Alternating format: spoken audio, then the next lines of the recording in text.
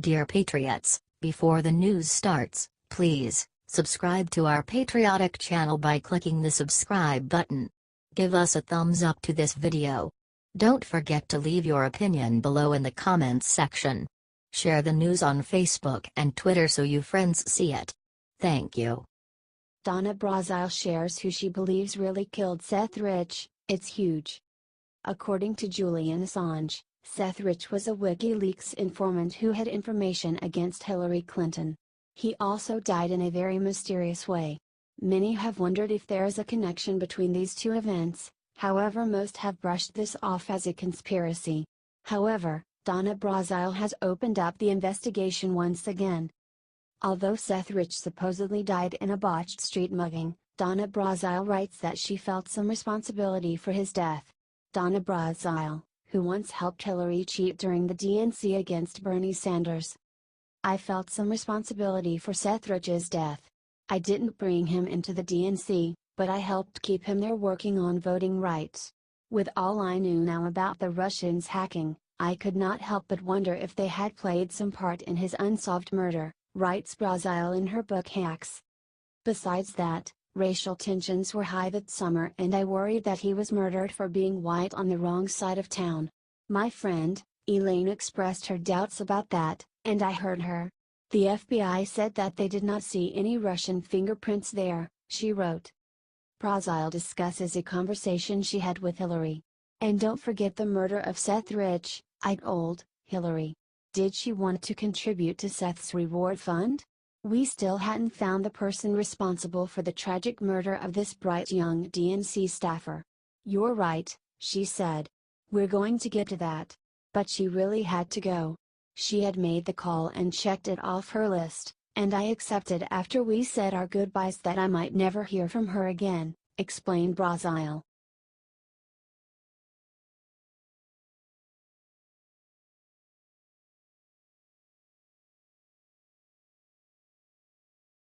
Crazy lib Miley Cyrus called shooting terrorism by a white American man. Miley Cyrus, whose career peaked when she was 12, is clearly stuck in a state of permanent mental childhood.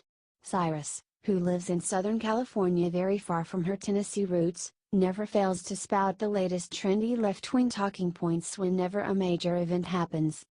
Uneducated Cyrus was at it again recently when she responded to the church shooting in Sutherland Springs, Texas by alleging that the killer Devin Patrick Kelly, who was by all accounts deeply mentally ill, was somehow a terrorist. She then made sure to point out that, unlike friendly non-white female foreigners, he was a white American man. Wrote legal expert Miley in a hysterical post on her Instagram account, "This is a terrorist act by a white American man. I am heartbroken and embarrassed. Mortified by our country and its shitty system, lack of control, laws."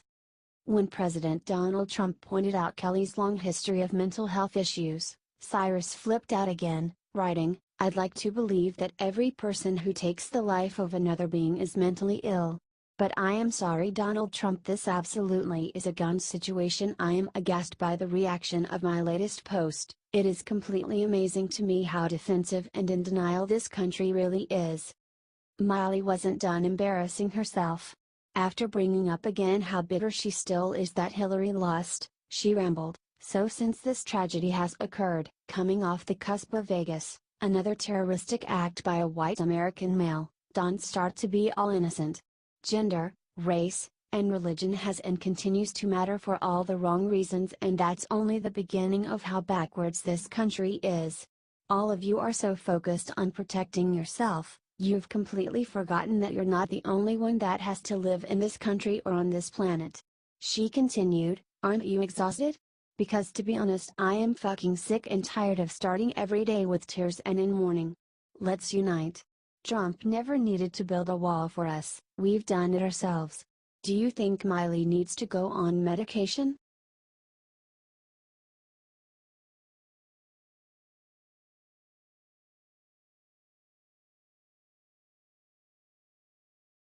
Breaking: Bin Laden's son just ordered Muslims to do something sick to Americans. Following the killing of September 11 mastermind Osama bin Laden by Navy SEAL Team 6, Americans probably breathed a sigh of relief thinking that one dark chapter in our country's history had finally ended. Unfortunately, Osama's son Hamza is evidently intent on picking up right where his father left off.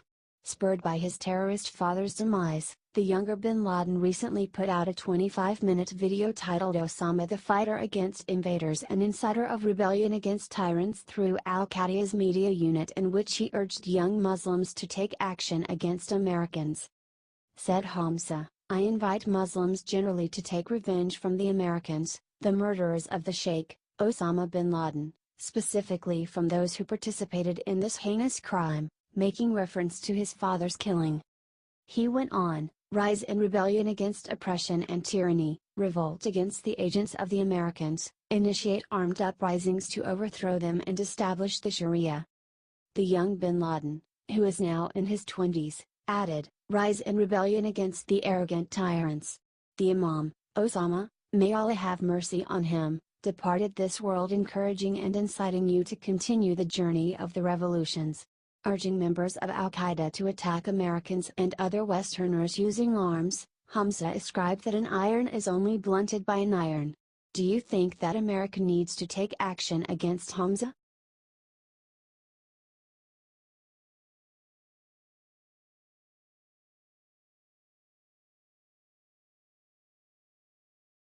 Kill shot. President Trump just gave Mitch McConnell very bad news minutes ago.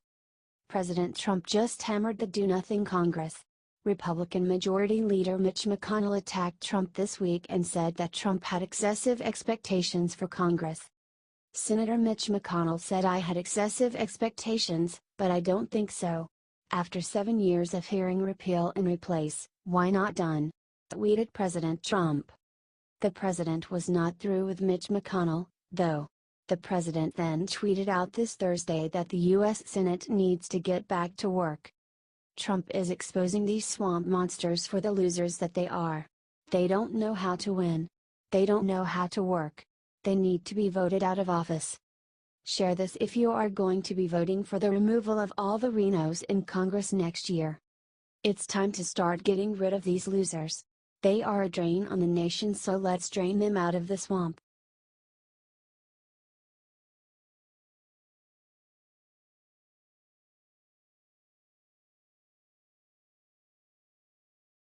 Guam is sitting right in North Korea's crosshairs but just struck back with Trump's secret weapon. The tension continues to mount between the United States and North Korea.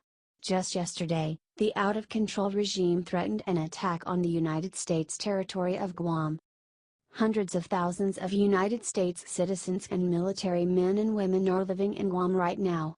So Kim Jong-un has absolutely, directly, threatened the United States. If you'd like to know more about this tiny American territory, click here.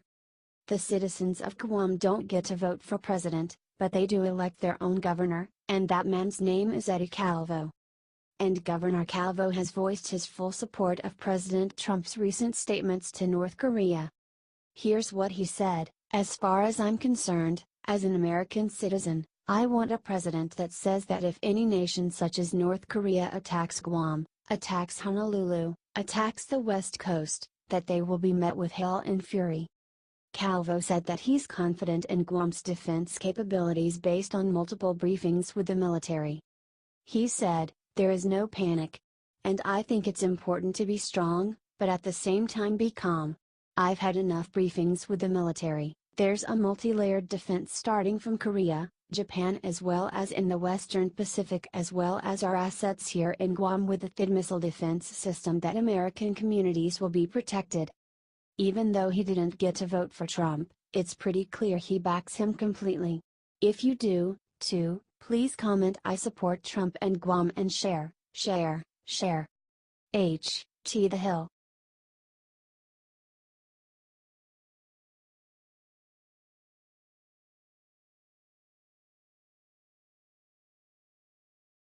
Tucker exposes the awful thing CNN hosts have been directed to do against Donna Brazile for attacking Hillary.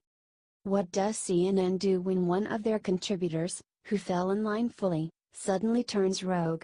Donna Brazile was once known as the woman who helped Hillary Clinton cheat in the primaries. Liberals loved her. But now she is spilling all of Hillary Clinton and the DNC's secrets. So how will they deal with her? Fox's Tucker Carlson explains. According to highly informed sources, we spoke to highly informed top management at CNN directed its employees to undermine Brazile's credibility. Anchors and producers were vocally offended by her attacks on their friends, the Clintons, said Carlson. If you've been watching that channel, you may have noticed CNN's anchors suggesting that Donna Brazile cannot be trusted, precisely because she took part in efforts to break the primaries for Clinton, he said. We have already seen this happening. Hillary's campaign insulted Brazile for falling for Russian propaganda. Hillary's former campaign manager Robbie Mook has gone on CNN to insult Brazile. We also don't recall some of the events she said that happened. The allegation she's making simply isn't true, said Mook. Look, I'll be honest with you, I'm sure Donna was under a lot of pressure from her publisher to put this book out right on this election week, when we have critical elections happening around the country. I wished she'd just put her foot down and said no, I'm not going to release it around these elections, said Mook.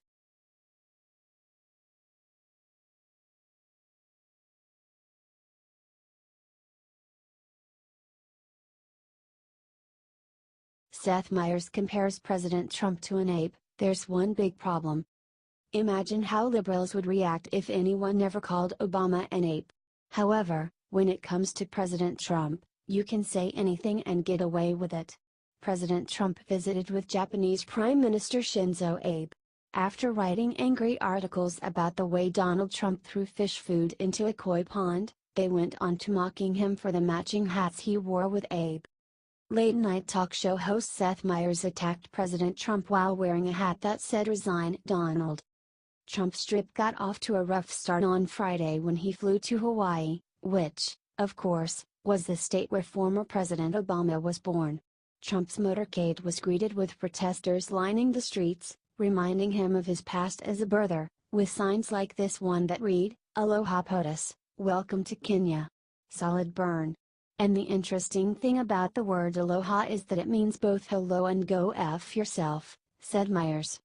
Two problems.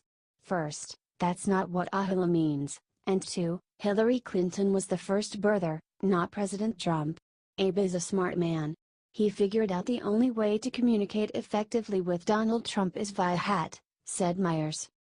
Also the hat said, Donald and Shinzo, make alliance even greater? That sounds like what you say to a monkey if you were teaching it sign language. Human and ape make friendship stronger. But whether Trump is the man in that exchange or the ape or more likely a combo of the two, his Asia trip will be focused in part on dealing with the threat of North Korea's nuclear program, which has the region on edge, said Meyers.